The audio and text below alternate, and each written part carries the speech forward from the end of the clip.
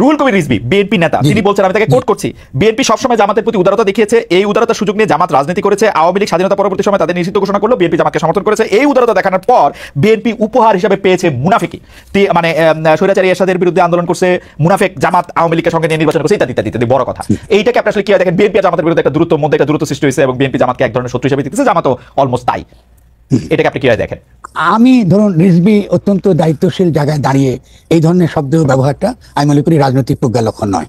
আমি জামাতে অনেক ভুল থাকতে পারি, জামাতকে নিন্দা করতে পারি, আমি তো বলি যে জামাত ইসলামী নামে রাজনীতি করা উচিত নয়, এটা আমি পরিষ্কার বলি। মুনাফিকের প্রশ্নটা আলাদা, করা উচিত নয়, কারণ আমি এর আগে সম্ভবত আপনার অনুষ্ঠানে বলেছি যে জামাত ইসলামী নামে রাজনীতি করার মানে হলো মূলত আবারও আওয়ামী লীগকে ফিরিয়ে আসার আপনার শর্তগুলো তৈরি করা, রাজনৈতিক শর্ত তৈরি করা। ফলে জামাতকে এই কথাটা বলার খুব অন্যায় কথা, কারণ 11-এর সময় বা সেই সময়টাতে জামাত যেভাবে বিএনপির পেছনে ছিল, বা এখনো এই যে আন্দোলনের সময় জামাতের কর্মীরা যেখানে আপনার যে মাঠে ছিল, আমি তো নিজে প্রত্যক্ষ এই ব্যাপারগুলো দেখেছি। ফলে রিজভীকেও কিন্তু এটাকে মনে রাখতে হবে যে আমরা একই নৌকায় আছে, সেই নৌকা যদি আমি ফুটা করতে চেষ্টা করি, যেহেতু মাঝিকে আমার পছন্দ না বা ওই নৌকার দু একজন লোককে আমার পছন্দ না, তারা সকলে কিন্তু ডুববো। এটা ভুল তার মন্তব্য করে। আর মুনাফিকের শব্দটা খুব খারাপ শব্দ, বিশেষত ইসলামের দিক থেকে তাকালে এটা খুবই খুবই খুবই একটা নিন্দনীয় শব্দ, যেটা আমরা একটা রাজনৈতিক দলের কাউকে আমরা এটা বলা উচিত না। কারণ আজকে তার সঙ্গে বিরোধ থাকতে পারে, আগামী দিনে তার সঙ্গে মন্ত্রীর জায়গা তৈরি হতে পারে। এর আগে তো মন্ত্রী ছিল, এখন পার্থক্য হয়েছে, আগামী দিনে আবারও মন্ত্রী হবে। গণঅভ্যুত্থানের সময় মন্ত্রী হয়েছিল, আপনি ছাত্র দল বলুন কি বিএনপির কর্মীরা বলুন আর শিবির কর্মী কি জামাতের কর্মী বলুন, একইভাবে তো রাস্তায় লড়াই করেছে। তো আপনি আবার হঠাৎ করে তাদের বিরুদ্ধে আপনি এই ধরনের মন্তব্য করেন, সমালোচনা করুন, অসুবিধা তো নেই, আপনি সমালোচনা করুন।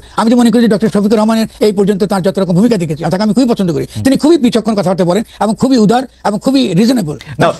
উনার কথা যখন আসলো, একটু এক লাইন এটা জিজ্ঞেস করে ফেলি যে আপনি কি মনে করেন, উনি যে বললেন বাংলাদেশে মাত্র দুইটা শক্তি হচ্ছে দেশপ্রেমিক, একটা হচ্ছে জামাত ইসলামী আর একটা হচ্ছে সেনাবাহিনী, এইটা কিরকম ঠিক এই মানে এই দুরকম কথা কওয়া?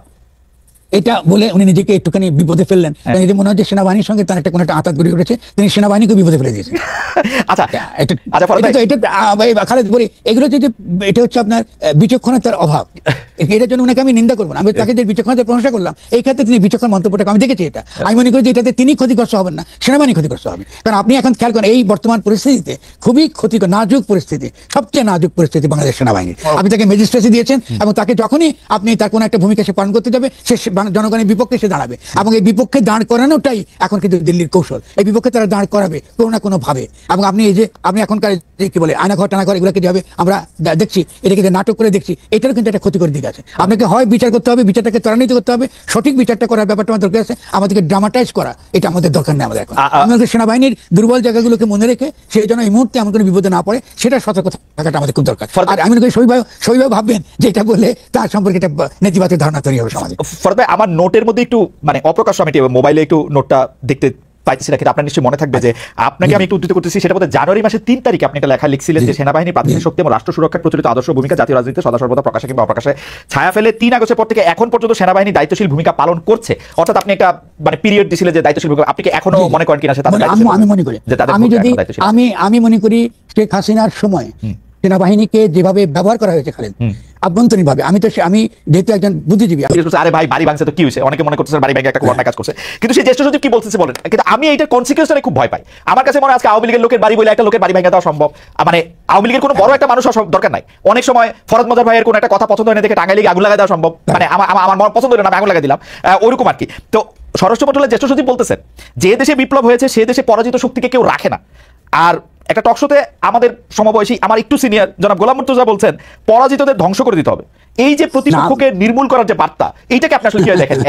না, আমি এটাকে ভালো চোখে দেখি না। এই কথা আমাদের বলা উচিত না। একটা হচ্ছে ঘটনা ঘটে আর একটা হচ্ছে ঘটনাকে পক্ষে বলা এক কথা নয়। আমি মনে করি এই বিপ্লবের সাফল্য নির্ভর করবে আমরা কিভাবে জানমাল রক্ষা করতে পারি, তার উপরে বিপ্লবের শক্তিটা নির্ভর করবে। দেখুন, আপনি একটা আওয়ামী লীগের একটা কারো বাড়িতে আপনি আক্রমণ করলেন, সেখানে তাদের মেয়েরা থাকে, আপনি জনগণ নিয়ে এটা করতে গেলেন, আপনি সেখানে বুড়ো মানুষ থাকে, আপনি এটা করতে গেছেন, এটা মারাত্মক ক্ষতিকর নেতিবাচক দিক আছে, আন্তর্জাতিক পরিস্থিতি আপনি বাদ দেন। আচ্ছা, এই পরিস্থিতিটা আপনি কিন্তু নিয়ন্ত্রণ করতে পারবেন না, কারণ সমাজের সকলেই কিন্তু আপনার নীতির দ্বারা নৈতিকতার দ্বারা পরিচালিত হয় না। এবং আমাদের এই শিথিল যে সরকার, এই সরকার এটা কিছুতেই নিয়ন্ত্রণ করতে পারবে না। এটা বিপজ্জনক। আমাদের কথাতে ঘটনা ঘটে গেলে তাকে নিন্দা করবার সময় আমাদের সতর্ক থাকতে হবে যে সবসময় জনগণকে নিন্দা করাটা আমাদের পথ নয়, জনগণকে বোঝানো আমাদের কাজ।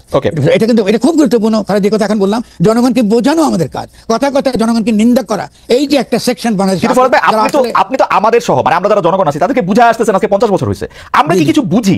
আমাদেরকে যে কোনো কথা বললেই তো আমরা পার্সোনালি নেই। আপনি যদি আমাকে আজকে ঘুষ খাওয়ার এগেন্সে বলেন, আমি বলে দিই হয়তো আপনি আমাকে ইঙ্গিত করে বলতেছেন। আমি সুদ খাওয়ার এগেন্সে বললে আপনি বলেন আমাকে ইঙ্গিত করে বলতেছেন। আমি চুরি করা, ডাকাতি করা, রাহাজানি করা, আপনি যেই ভালো কথাই আমারে কইতে চান, আমি তো কই যে এটা আপনি আমার ইঙ্গিত করে কইতেছেন। নাইলে আপনি আমার এটা বলবেন কেন? বুঝাবে কেমনে মানুষে? Is there any way? Definitely কোনো জাতিগোষ্ঠী একদিনে দাঁড়ায়নি।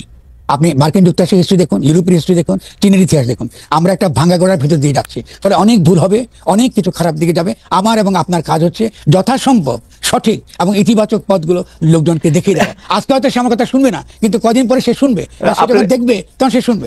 আমাদের একটু সময় বেশি হয়ে গেছে। I would request the producers to extend it for another 10 minutes or so.